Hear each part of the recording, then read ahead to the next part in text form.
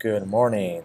Welcome to SBU e-commerce course, and this course has officially started today.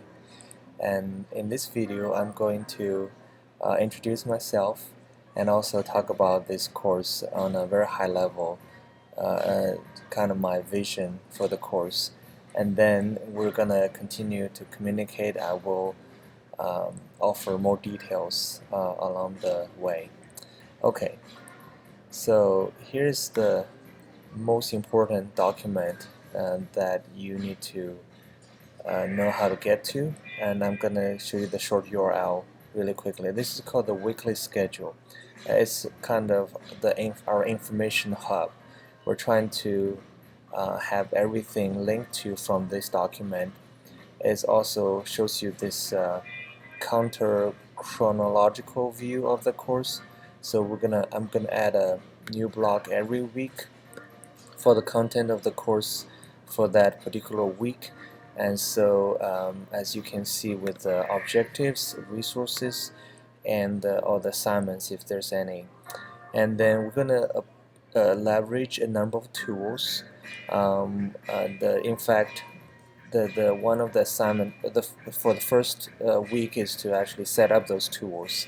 You need to create accounts and learn some basics and just get familiar with those tools. We're going to use them for communication, and I'll talk about why it is superly important. Okay, so also from this weekly schedule, you can go to the course syllabus.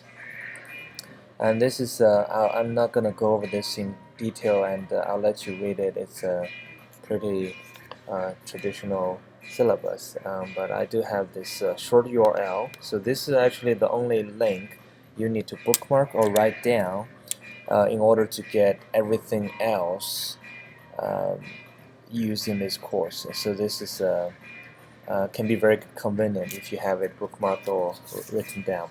So again, I'm Baotran Lu. I teach computer science at SBU. I've been teaching for 10 years, and this e-commerce course is one of my favorite because it has a strong technology component, but also has something to do with business.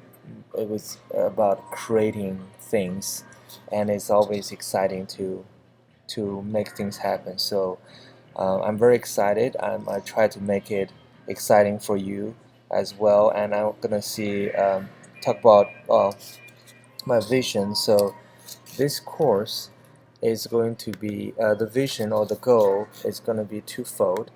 We have academic side of things, so you have a textbook, you will have reading assignments, quizzes, and homework, and that sort of thing. So, but that's the easy part. It's very similar to other courses you have taken. But on the other hand, I want you to actually acquire some skills, skills to your fingertips, so you can apply them in your work and in other things you do in life. So, but to get those skills, we need to work on real world projects.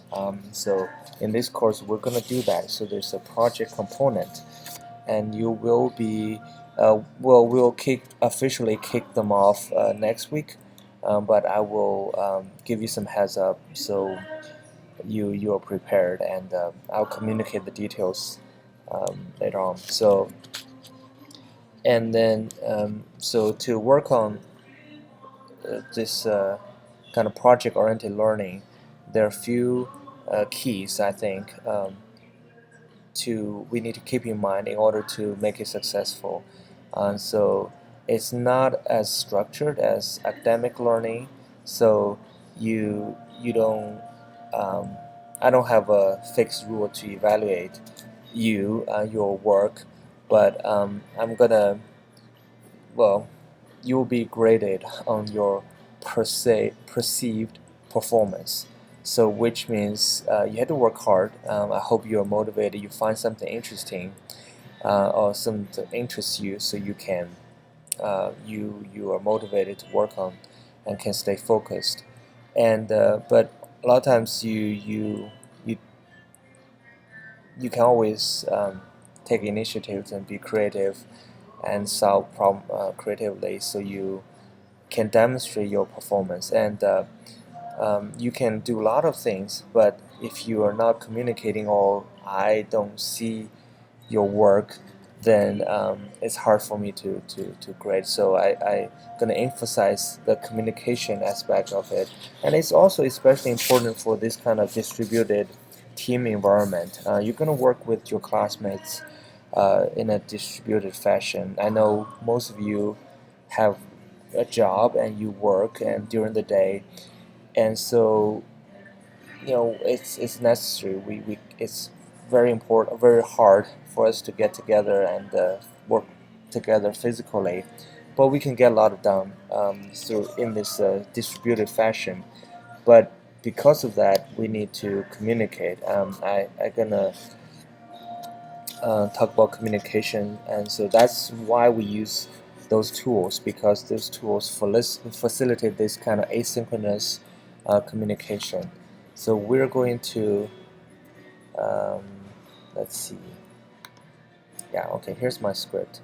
We're gonna use the tools, and then we'll try to keep all communication open. So and in written format, as it says in this famous quote, if it's not written down, it doesn't exist or it didn't happen. This is really true, and we want to try to do that, and we'll use the tools to facilitate that. So, and as a discipline, we need to remember to do that because it's actual work, but we're going to reap the benefit, and this is really one of the key to successful project management. And then that's um, yeah, okay. And then also, because in this project-oriented learning, it's we don't really have clear objectives, or we have some vague ideas or general objectives, but not detailed objective. Because so nobody will be there to tell you exactly what to do, give you the task. So you need to take initiatives, and so to figure out what needs to be done. A lot of times, your clients or your project sponsor may know what they want, and it's this vague idea of what they want, but that may not be what they need. So keep this in mind. As part of your job is to actually tell them or help them figure out what they really need, and help give them just that, nothing more. And then so it's kind of open-ended in nature, but it's also the exciting part. It's going to be messy, but if you're not afraid of this messiness, or you are excited about the learning, then it's no longer scary. And in fact, it oftentimes necessary when you try to be creative and learn new things. It's gonna be messy. So um, I just want to give you some heads up. So well, stay tuned. We'll keep communicating, and I'll try to arrange a face-to-face meeting, online meeting, for the class, so we can see each other and um, put a name to the faces. Okay, stay tuned.